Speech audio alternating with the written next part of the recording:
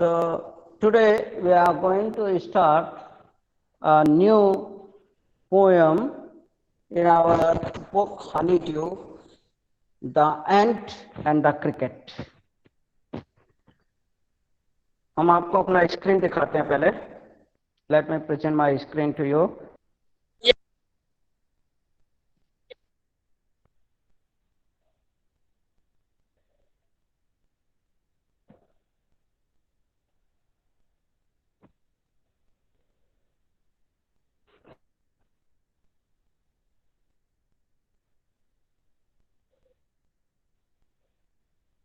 Okay. Okay.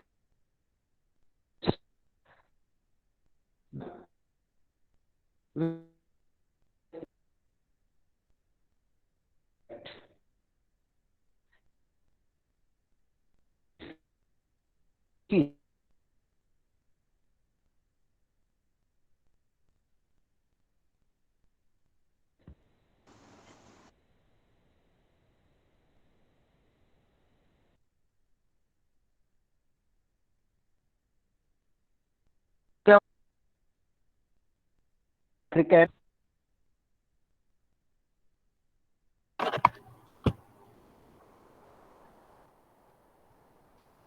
Don't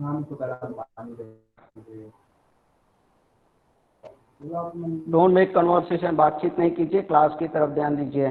be attentive towards your class. Aesop is an ancient Greek writer. प्राचीन Greece में एक writer हुआ करते थे जो बच्चों के लिए बहुत कहानियां लिखते थे. उनका नाम था एसप. तो ये एसप ने जो कहानियां लिखी हैं बच्चों के लिए, उन्हीं में से एक पोएम ये एडॉप्ट की गई है या हमारे लिए लिखी गई है. So this ant and the cricket is categorized as a fable. एंट और क्रिकेट को ये देखिए, आप लिखिए, यहाँ देखिए, यहाँ पे आ रहा है आपके सामने, फैबल है. अब फैबल क्या, हम आपको लिख हैं, देखिए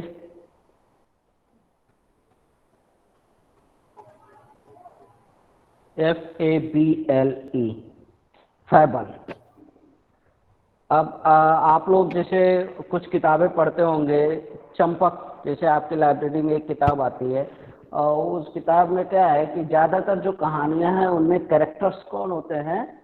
एनिमल्स. उनमें जो कैरेक्टर्स हैं वो जानवर होते हैं, एनिमल्स होते हैं.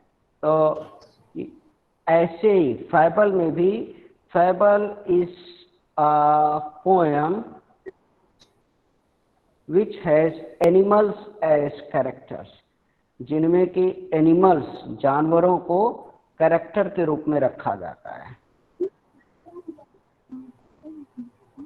In fable, animals they are picturized as the character. Animals को कैरेक्टर इसमें बनाया जाता है. This is the one specialty of fable. Animals are categorized as character. And second thing of a fable is that this fable, 1 minute बच्चों, हाँ, this fable at the end also has a moral. moral क्या होता है? नैतिक शिक्षा. यानी when at the end this fable also has a clear message. इसमें अंत में एक मैसेज भी होता है. और इन्हीं दो स्पेशलिटी की वजह से कोई भी पोएम या कोई भी स्टोरी फैबल बनती है, जिनमें एनिमल्स को कैरेक्टर बनाया जाता है और अंत में उससे हमको क्या मैसेज मिल रहा है, क्या लेसन मिल रहा है, क्या मोरल मिल रहा है, तो हम उसको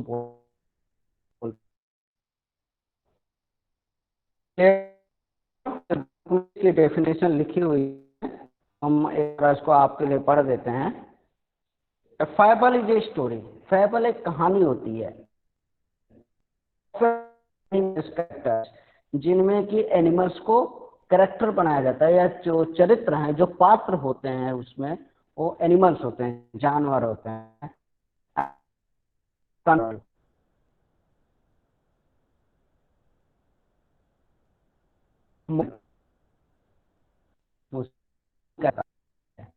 So this poem which we have, the ant and the cricket, this is also a fable. ये भी एक fable है. Here two animals, ant and cricket. दोनों एनिमल, ant और cricket, दोनों characters हैं. So I will write here the about this poem, that this poem is a fable. Sorry, this poem is a fable. First thing. Second thing, here in this poem we have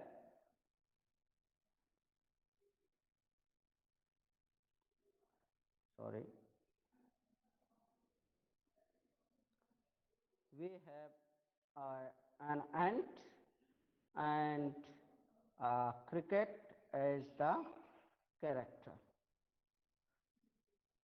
So first thing, this is a fable, and second thing, ant and cricket here in this poem are presented as character. And third thing, that this poem is written in conversational tone.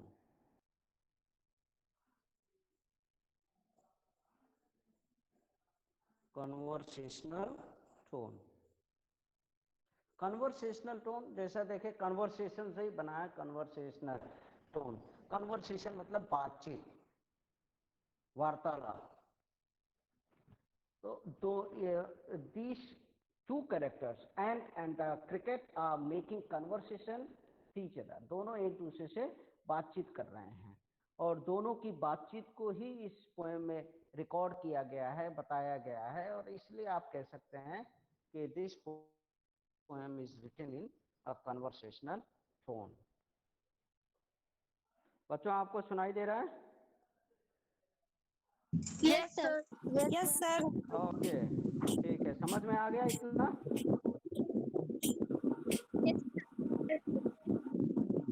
चलिए फिर अपना mic कीजिए, सभी लोग अपना mic mute कर दो. Okay, now we will start the first stanza of the poem. We will read the poem first. A silly young cricket, accustomed to sing through the warm sunny months of gay summer and spring, began to complain when he found that at home his cupboard was empty and winter was